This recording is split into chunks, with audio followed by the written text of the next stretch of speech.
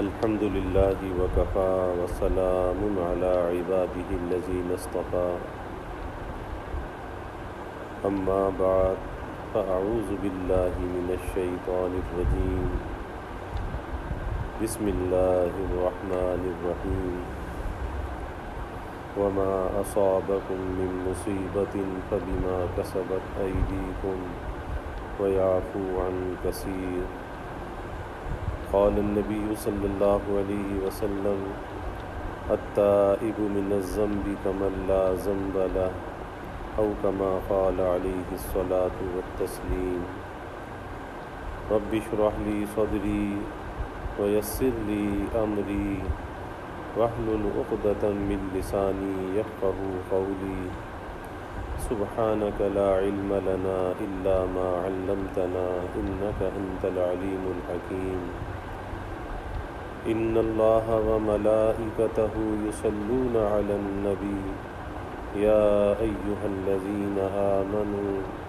صلوا علیہ وسلموا تسلیما اللہم صل علی محمد عبدک ورسولک وصل علی المؤمنین والمؤمنات والمسلمین والمسلمات صدق اللہ العظیم وصدق رسولہ النبی الکریم ونحن على ذلك لمن الشاہدین والشاکرین والحمد للہ رب العالمین۔ توفیق الہی اپنے محبوب مرشد پاک کی برکت سے ظہر کے بعد کی اس نشست میں حالات حاضرہ کے تناظر میں اس پر گفتگو چل رہی تھی کہ اللہ کے ساتھ اپنے تعلق کو کیسے مضبوط کیا جائے، کہ حالات حاضرہ کا تقاضا ساری دنیا اس کرونا وائرس سے پریشان، شہر شہر قریہ قریہ، چاہے امیر ملک چاہے غریب ملک، ہر انسان پریشان، امیروں کی بستیاں غریبوں کی بستیاں، ہر جگہ پر یہ وبا موجود ہے۔ اور ظاہر ہے کہ جب کوئی وبا یہ شکل اختیار کر لے تو پھر اور انسان کے اندر یہ قدرت نہ ہو کہ اسے روک سکے، قابو کر سکے، تو ایک ہی راستہ بچتا ہے کہ بندہ اللہ کی طرف رجوع کرے۔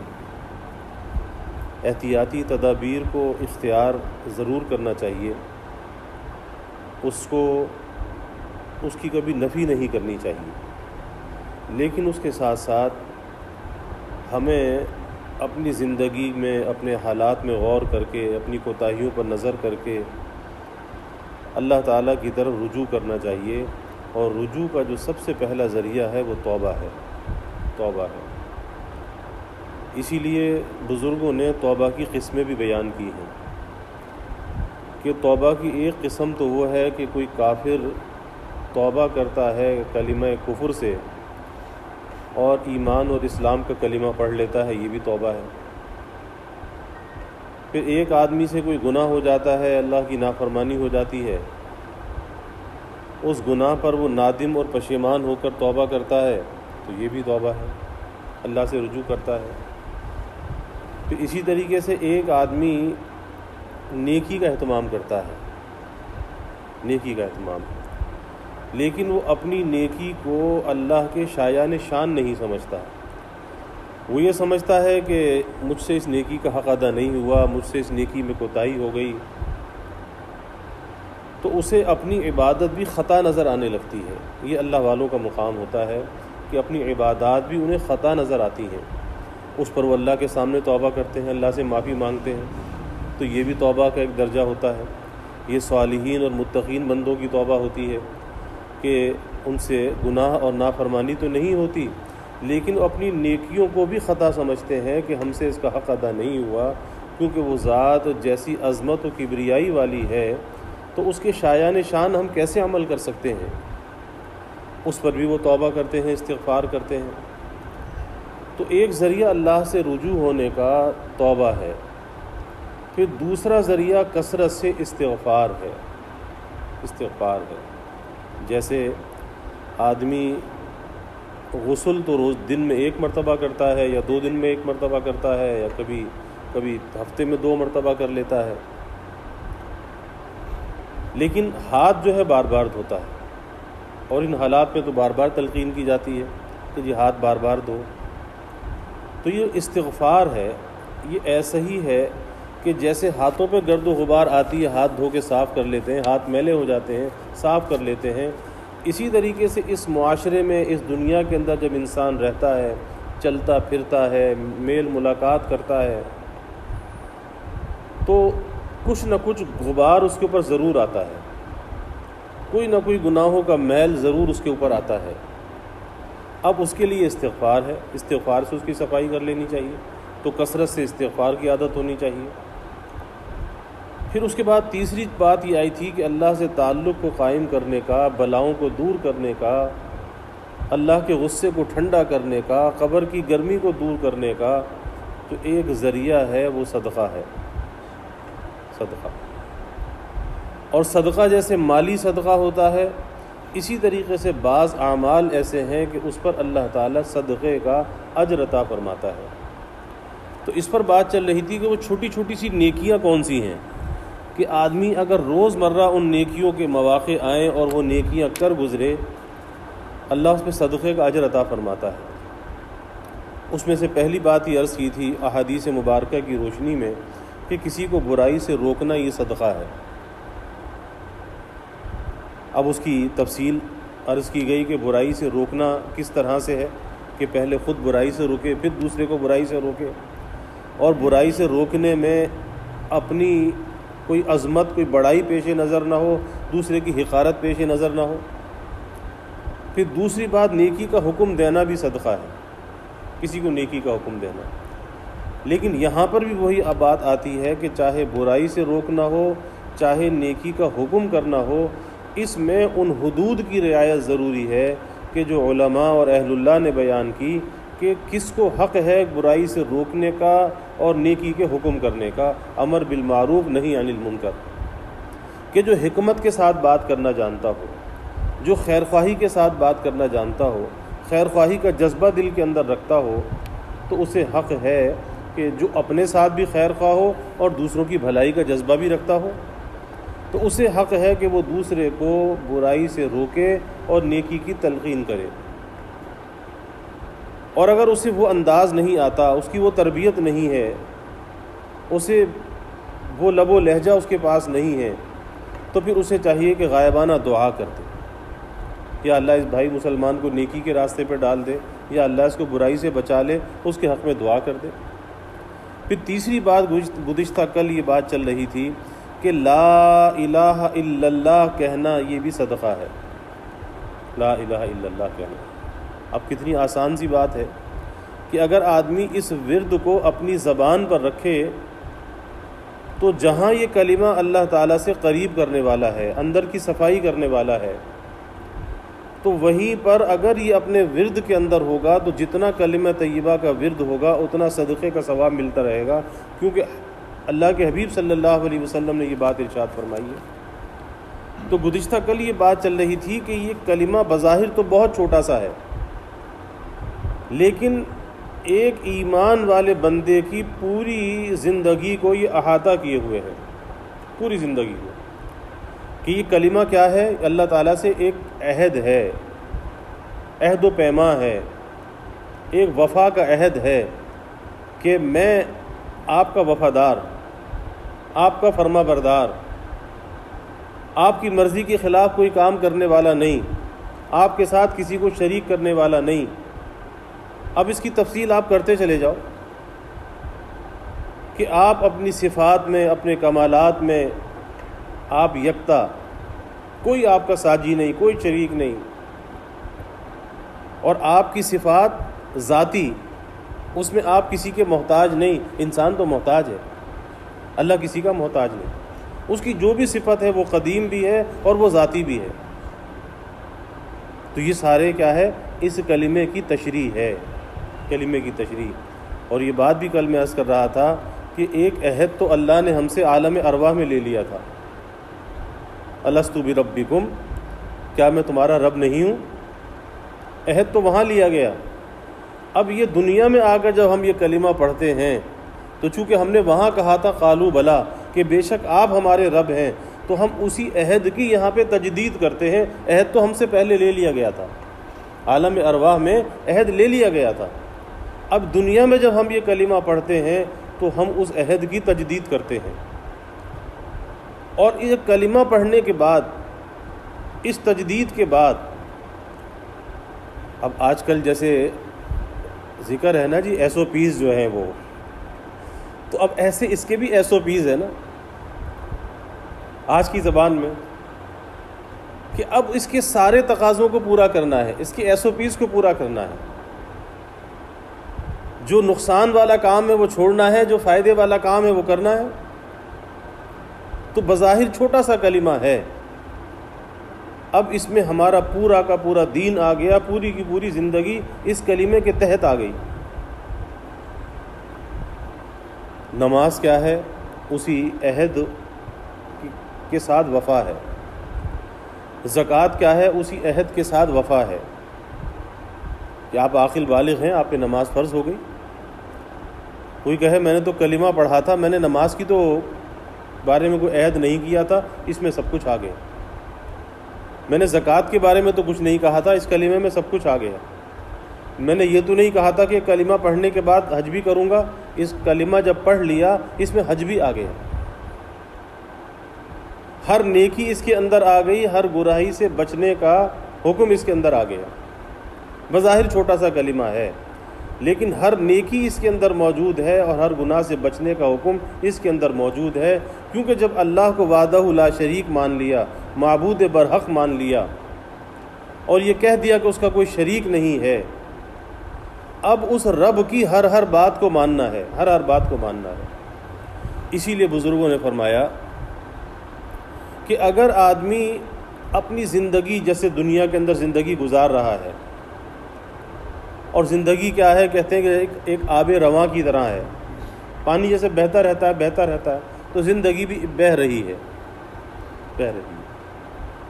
اب یہ زندگی تو گزر رہی ہے، لیکن اس زندگی کے گزرنے کے ساتھ ساتھ اگر یہ استحضار دل دماغ کے اندر ہو کہ میں نے جو کلمہ پڑھا ہے، کیا اس کلمے کے تقاضے پورے ہو رہے ہیں؟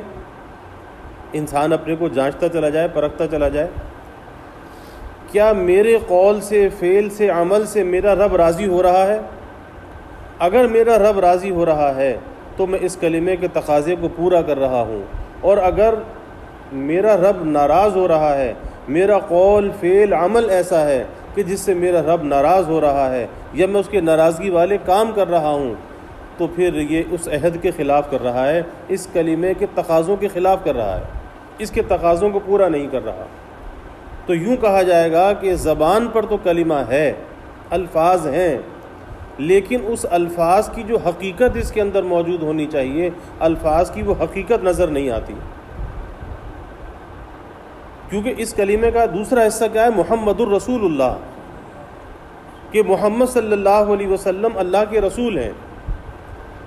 اب جب ہم نے آپ کو اللہ کا رسول مان لیا تو پھر سب سے زیادہ عظمت بھی آپ کی ہو، سب سے زیادہ محبت بھی آپ کی ہو، اور ہمیں اللہ کی شناخت کرانے والے اللہ کے حبیب صلی اللہ علیہ وسلم، تو جو آپ کہیں گے وہ ہمیں اس کو ماننا بھی ہے، اس پر چلنا بھی ہے، جس بات سے آپ روکیں گے اس سے رکنا بھی ہے۔ اب کوئی یہ کہے کہ میں اللہ کو اپنا معبود مانتا ہوں، اپنا رب مانتا ہوں، اور زندگی اللہ کے مرضیات کے خلاف ہو، اپنی مرضی کے مطابق ہو اور اللہ کی مرضی کے خلاف ہو، تو کیا ہوگا؟ قول اور فعل کا تضاد ہوگا۔ کہ قول کیا ہے؟ لا الہ الا اللہ، قول تو یہ ہے، اور عمل کیا ہے؟ فعل کیا ہے؟ اس کے خلاف۔ تو یہ قول اور فعل کا جو تضاد ہے یہ نہیں ہونا چاہیے، اور اسی قول اور فعل کے تضاد کو مٹانے کے لیے، دور کرنے کے لیے انبیاء علیہم الصلاۃ والسلام کی تعلیمات ہیں، سید الانبیاء صلی اللہ علیہ وسلم کی تعلیمات ہیں کہ تمہارے قول اور فعل میں تضاد نہیں ہونا چاہیے۔ جب تم یہ کہتے ہو کہ اللہ میرا معبود ہے، معبود برحق ہے، اس کا کوئی شریک نہیں ہے، تو بس زندگی بھی تو اس کے حکم کے تابع ہونی چاہیے، اس کے حکم کے مطابق ہونی چاہیے، یہ نہیں کہ خالی زبان سے تو کہو اور زندگی اس کے خلاف ہو۔ تو پتہ یہ چلا کہ کلمہ تو پڑھ رہا ہے لیکن اس کے تقاضوں کو پورا نہیں کر رہا۔ اور ہونا کیا چاہیے کہ زبان سے اگر جو بات کہہ رہا ہے اس کی حقیقت دل کے اندر موجود ہونی چاہیے اور اس کے تقاضوں کو پورا کرنا چاہیے۔ اب کہا جائے گا کہ ہاں اس کے دل میں اپنے اللہ کی عظمت بھی ہے، محبت بھی ہے، اس کی اطاعت بھی ہے، کیونکہ اس کے قول اور فعل میں تضاد نہیں ہے۔ پھر جب ہم نے کہا محمد الرسول اللہ کہ محمد صلی اللہ علیہ وسلم اللہ کے رسول ہیں، اور ہم دعویٰ بھی کریں کہ ہمیں آپ سے بہت زیادہ محبت ہے، سب سے بڑھ کے آپ سے محبت ہے، ہم دعویٰ بھی اس بات کا کریں، اور ہونی بھی چاہیے۔ ایمان ایک بندے کے ایمان کا تقاضا بھی یہ ہے، کیونکہ آپ نے کیا فرمایا کہ تم اس وقت تک ایمان والے نہیں ہو سکتے کہ جب تک اپنی اولاد سے زیادہ، اپنے ماں باپ سے زیادہ، اپنے اموال سے زیادہ، دنیا کی ہر چیز سے زیادہ مجھ سے محبت نہ کرو، اس وقت تک تم ایمان والے نہیں ہو سکتے۔ تو ایمان کا تقاضا کیا ہے کہ اللہ کے حبیب صلی اللہ علیہ وسلم کی جو محبت ہے وہ دنیا کی ہر چیز سے بڑھ کر ہونی چاہیے، اور اگر کبھی اس کا آپس میں کوئی مقابلہ ہو جائے، کبھی چیزیں مقابل بھی آ جاتی ہیں کہ ایک طرف اس محبت کا تقاضا ہوتا ہے، ایک طرف دنیا کا کوئی نفع اور فائدہ ہوتا ہے، اب یہاں پہ محبت کا امتحان آ جاتا ہے کہ آدمی ترجیح کس چیز کو دیتا ہے، کس چیز کو ترجیح دیتا ہے۔ دنیا میں مثالیں موجود ہیں کہ ایک آدمی دنیا کے نفع کے لیے اللہ کے حکم کو توڑ دیتا ہے۔ اب بظاہر یہ کہتا تو ہے کہ جی میں اللہ کا بندہ ہوں، اللہ میرا مالک بھی ہے، خالق بھی ہے، پیدا کرنے والا بھی ہے، رزق دینے والا بھی ہے، لیکن وہ رب جب یہ کہہ رہا ہے کہ تو اس راستے سے رزق حاصل کر اور اس راستے سے نہ کر، تو جہاں سے رب کہہ رہا ہے کہ یہاں سے رزق حاصل کر وہاں سے کرنا چاہیے، اور جہاں سے منع کر رہا ہے اب چاہے وہ کتنا ہی بڑا نفع کیوں نہ ہو اسے چھوڑ دینا چاہیے۔ یہ کیا ہے؟ یہ تیری محبت کا امتحان ہے، تیرے عشق کا امتحان ہے، کیونکہ اللہ کا فرمان والذین آمنوا اشد حبا للہ۔ تو یہ محبت یک طرفہ نہیں ہوتی، دو طرفہ ہوتی ہے۔ اللہ کو بندوں سے محبت، بندوں کو اللہ سے محبت۔ تو اللہ کو تو محبت ہے کیونکہ ہر پیدا کرنے والے کو اپنی جو اس کی تخلیق ہوتی ہے اس سے محبت ہوتی ہے۔ ہر صانع اپنی مصنوع سے محبت کرتا ہے، اسے وہ چیز پیاری ہوتی ہے۔ تو اللہ کو تو ہم سے محبت ہے، لیکن ہمیں بھی تو اپنی محبت کا کوئی ثبوت پیش کرنا چاہیے۔ جیسے لیلا اور مجنوں کا مشہور قصہ ہے کہ لیلا کے در پہ بہت سے عاشق کھڑے ہوئے تھے، تو لیلا نے کہا کہ امتحان تو لینا چاہیے۔ تو اس نے کہا کہ بھئی اگر تم میرے عاشق ہو تو اپنے جسم سے کوئی بوٹی کاٹ کر دو، کوئی گوشت کاٹ کر دو۔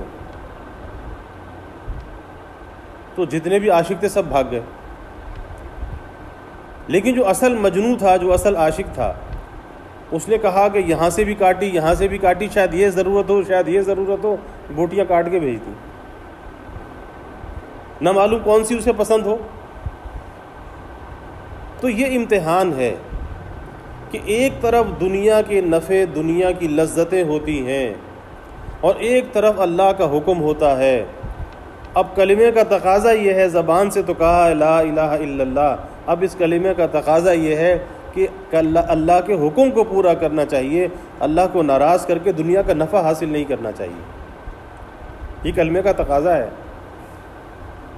اب آدمی سوچے گا اس تقاضے کو پورا کر رہا ہوں؟ اگر کر رہا ہے تو واقعی اللہ کا بندہ ہے، اللہ سے محبت کرنے والا ہے، اللہ کی محبت، عظمت اس کے دل کے اندر ہے۔ اور اگر وہ تقاضے پامال کر رہا ہے تو پھر یہ اللہ تعالیٰ کی محبت سے یہ خالی ہے، یہ محبت سے خالی ہے۔ یہ کلمہ زبان پر تو موجود ہے لیکن اس کی حقیقت دل کے اندر موجود نہیں ہے، جبکہ حقیقت دل کے اندر موجود ہونی چاہیے۔ یقین کس پہ ہونا چاہیے؟ جب لا الہ الا اللہ کہا تو پھر یقین اللہ پر ہونا چاہیے۔ پھر اس ظاہری چیز کو دیکھ کر یقین کے اندر کوئی تذبذب یا وہ یقین ڈاواں ڈول نہیں ہونا چاہیے کہ اگر میں نے یہ نفع چھوڑ دیا تو کیا ہوگا، پھر کیا ہوگا، پھر کیا ہوگا، ارے جو اللہ نے مقدر کیا وہی ہوگا، وہی ہوگا۔ جیسے ایک طالب علم کا واقعہ آتا ہے کہ پہلے زمانے میں جب طالب علم پڑھنے کے لیے جاتے تھے، علم حاصل کرنے کے لیے جاتے تھے، تو مدرسوں میں کھانے کا انتظام نہیں ہوتا تھا، ایسے آج کل کی طرح مطبخ اور ایسے انتظامات نہیں ہوتے تھے۔ تو طالب علم کی یہ ذمہ داری ہوتی تھی کہ وہ کسی گھر سے اپنا کھانا باندھ لے، کھانا وہاں سے لے آیا کرے، کھا لیا کرے اور استاد کے پاس پڑھ لیا کرے۔ تو ایک طالب علم کسی استاد کے پاس پڑھنے کے لیے گئے، میرے نام ابھی ذہن میں نہیں رہا، ہندوستان کا واقعہ ہے۔ تو انہوں نے کہا کہ بھائی پڑھا تو میں دوں گا، پڑھانے سے تو انکار نہیں ہے، لیکن کھاؤ گے کہاں سے، پہلے کھانے کا تو انتظام کر لو۔ اب یہ اس طالب علم کا توکل آپ دیکھیں، اللہ پہ بھروسہ دیکھیں۔ اس نے کہا کہ استاد جی آپ کا جو کام ہے آپ تو وہ کیجیے، میں پڑھنے آیا ہوں، آپ کو پڑھانا ہے، آپ مجھے پڑھائیے۔ رہا یہ کہ کھانا کہاں سے آئے گا، کھانا کہاں سے کھاؤ گے، تو کہا کہ اللہ کو اگر دنیا میں رکھنا منظور ہے تو اللہ کھانا بھی دے گا، اور اگر اللہ کو دنیا میں رکھنا منظور نہیں ہے تو اپنی جان واپس لے لے گا۔ تو یہ غم نہیں ہے کہ کھاؤ گے کہاں سے، پہلے کھانے کا بندوبست کرو۔ جب اللہ نے دنیا میں بھیجا ہے وَمَا مِن دَابَّةٍ فِي الْأَرْضِ إِلَّا عَلَى اللَّهِ رِزْقُهَا، کہ جو بھی زمین پر جاندار چیز ہے اس کا رزق اللہ کے ذمہ ہے۔ اللہ کہہ رہا ہے ہر جاندار کا رزق اللہ کے ذمہ ہے۔ تو اگر اللہ کو دنیا میں رکھنا منظور ہے تو رزق بھی دے گا، اور اگر رکھنا منظور نہیں ہے تو اپنی جان لے لے گا۔ تو آپ کو اس سے کیا سروکار ہے، آپ تو مجھے پڑھائیے، میں تو پڑھنے کے لیے آیا ہوں۔ تو جب اس طالب علم نے یہ بات کہی، ایک شخص پاس بیٹھے ہوئے تھے، استاد کے پاس بیٹھے ہوئے تھے، ان کے کوئی جاننے والے تھے اسی بستی کے، تو انہوں نے کہا کہ بھائی آج شام کا کھانا تو میری طرف سے میرے گھر آ کے لے جانا۔ انہوں نے کہا میں پڑھنے کے لیے آیا ہوں، کھانا لینے نہیں آؤں گا، کھانا آپ یہاں پہنچا دینا۔ کہا جی بہت اچھا، کھانا یہاں پہنچا دیں گے۔ اللہ انتظام کرتا ہے، اللہ دلوں کے اندر ڈالتا ہے۔ اب اس کے بعد بستی میں ایسی بات مشہور ہوئی، ارے بھائی بڑا عجیب طالب علم آیا ہے، بڑا اللہ پر اس کو بھروسہ ہے۔ اب تو کھانے کی لائن لگ گئی، ایک دن وہاں سے، ایک دن وہاں سے، ایک دن وہاں سے، اور جتنا عرصہ انہوں نے پڑھنا تھا کہیں کھانا لینے کے لیے جانا نہیں پڑا، کھانا وہیں پہنچتا رہا اور اپنا علم حاصل کر کے اپنے گھر چلے گئے۔ تو یہ اللہ تعالیٰ پر بھروسہ، یہ یقین ہے، اور یہ یقین اس کلمے سے آتا ہے جب کہتا ہے لا الہ الا اللہ۔ تو بے یقینی کیسی ہے، یہ بے یقینی اندر کیوں ہے؟ کبھی کسی پرندے کو دیکھا اس کے اندر کوئی یقین، بے یقینی کی کیفیت؟ کبھی پرندے کو دیکھا کہ اس کے گھونسلے میں کل کے لیے کچھ رکھا ہو؟ نہ وہ پرندہ اپنے لیے کل کے لیے جمع کرتا، نہ اپنے چھوٹے سے ننھے سے بچے کے لیے جمع کرتا، وہ جو اس کا ننھا سا چڑیا کا بچہ ہوتا ہے اس کے لیے بھی کل کے لیے جمع نہیں کرتا۔ اس چڑیا کو پتہ ہے، اس کبوتر کو پتہ ہے کہ جس رب نے آج کھلایا ہے، ارے وہ رب کل بھی کھلائے گا۔ یہ تو انسان کے اندر حرص اور ہوس ہے کہ سال ہا سال کا جمع کرتا ہے پھر بھی پریشان رہتا ہے، لیکن کبھی کوئی پرندہ پریشان نہیں ہے، اسے کبھی اس چیز کا غم نہیں ہے کہ کھاؤں گا کہاں سے، کل میرا ہوگا کیا، دانہ پانی کا بنے گا کیا، اسے کوئی پریشانی نہیں ہے۔ تو انسان کیوں پریشان ہوتا ہے؟ انسان تو اشرف المخلوقات ہے۔ تو اس کا تو یقین اپنے رب پر ان پرندوں سے بھی زیادہ ہونا چاہیے، ان حیوانات سے بھی زیادہ ہونا چاہیے، جو حیوانات کو، پرندوں کو جو اللہ پر یقین ہے، ارے ہمارا تو اس سے بڑھ کے ہونا چاہیے۔ لیکن بات وہی ہے کہ دنیا کی چمک دمک، دنیا کے ساز و سامان کو دیکھ کر انسان کے اندر بے یقینی پیدا ہوتی ہے، اور وہ بے یقینی انسان خود پیدا کرتا ہے، کیونکہ ایسی چیزوں کو اپنی زندگی کا جب مقصد بناتا ہے تو اس کلمے کا جو اصل مفہوم ہے، اس کی حقیقت ہے، وہ اندر سے نکل جاتی ہے۔ الفاظ تو باقی رہ جاتے ہیں لیکن حقیقت اندر سے نکل جاتی ہے، کیونکہ مقصود اس نے دنیا کو بنا لیا، دنیا کے ساز و سامان کو، دنیا کے عیش و عشرت کو۔ اگر یہ سوچتا کہ اللہ نے جو مقدر میں لکھ دیا ہے وہ تو مل کے رہے گا، وہ تو مجھ سے کوئی چھین نہیں سکتا، تو کبھی بھی دنیا کے لیے پریشان نہ ہوتا، کبھی پریشان نہ ہوتا۔ اس لیے یہ کلمہ جو ہے ہمارے دین کی بنیاد اور اساس ہے، لیکن اس کی حقیقت کو اپنے اندر پیدا کرنا چاہیے، پیوست کرنا چاہیے، رگ و پے کے اندر اس کی حقیقت پیوست ہونی چاہیے، صرف الفاظ کی حد تک محدود نہیں رہنا چاہیے کہ ہمارا رب راضی ہوگا یا ناراض ہوگا، جو کچھ کرنے جا رہا ہوں، جو کچھ کرنا چاہتا ہوں کیا ہوگا۔ اگر اللہ راضی ہوگا تو کر لے، ناراض ہوگا تو چھوڑ دے، اب چاہے کتنا ہی بڑا نفع کیوں نہ ہو۔ تو یہ کیا ہے؟ یہ وفا ہے، یہ محبت ہے، کیونکہ محبت نری زبان سے کہنے سے یا الفاظ کے ادا کرنے سے وہ محبت نہیں کہلائی جاتی جب تک کہ اس محبت میں وفا نہ ہو۔ جیسے ڈاکٹر اقبال نے کہا نا، کی محمد سے وفا تو نے تو ہم تیرے ہیں، کی محمد سے وفا تو نے تو ہم تیرے ہیں، یہ جہاں چیز ہے کیا لوح و قلم تیرے ہیں۔ تو یہ وفا کیا ہے؟ یہ وفا یقین بھی ہے، یہ وفا اتباع بھی ہے، اپنے آپ کو کسی کے تابع کر دینا ہے، یہ وہ وفا ہے کہ میری کوئی مرضی نہیں، اگر مجھے آپ سے محبت ہے تو میری کوئی مرضی نہیں، اب جو آپ کی مرضی وہ میری مرضی۔ ایک اللہ والے کہتے ہیں کہ مجھے ایک غلام سے نصیحت حاصل ہوئی کہ بازار میں گئے، ایک غلام خریدا، جب غلام خرید کر اس سے پوچھا کہ بھائی تیرا نام کیا ہے، اس نے کہا جی اب تک تو جو بھی نام تھا، لیکن اب آپ میرے آقا ہیں، آپ میرے مالک ہیں، اب جس نام سے آپ پکاریں گے میرا وہی نام ہوگا۔ پھر پوچھا کہ تو کھاتا کیا ہے، کہا کہ اب تک تو جو بھی کھاتا تھا لیکن اب میرے آقا آپ ہیں، اب جو کھلائیں گے بس وہی کھاؤں گا، میری کوئی مرضی نہیں۔ پھر پوچھا کہ تو پہنتا کیا ہے، کہا کہ اب تک تو جو بھی پہنتا تھا لیکن اب چونکہ آپ میرے آقا ہیں، اب آپ جو پہنائیں گے وہی پہنوں گا۔ تو نہ میرا کوئی نام، نہ میرا کوئی کام، نہ میری کوئی غذا، نہ میری کوئی شناخت، اب جس حال میں آپ رکھیں گے میں اس حال میں راضی ہوں۔ تو وہ فرماتے ہیں کہ مجھے اس غلام سے بڑی نصیحت حاصل ہوئی کہ ایک غلام ہو کر اس کا یہ اپنے ایک مجازی آقا ہے، حقیقی آقا تو اللہ رب العزت ہے، تو ایک مجازی کے ساتھ، ایک مخلوق کے ساتھ اس کا یہ برتاؤ، تو پھر ہمارا اپنے اللہ کے ساتھ کیسا برتاؤ ہونا چاہیے۔ تو یہی اس کلمہ کا تقاضا ہے، لا الہ الا اللہ، کہ یہ کلمہ ایک وفا کا کلمہ ہے، ایک عہد ہے اللہ کے ساتھ، ہمارا عہد و پیما ہے۔ تو ہمیں یہ دیکھنا چاہیے کہ ہم اس عہد و پیما کو کس حد تک پورا کر رہے ہیں۔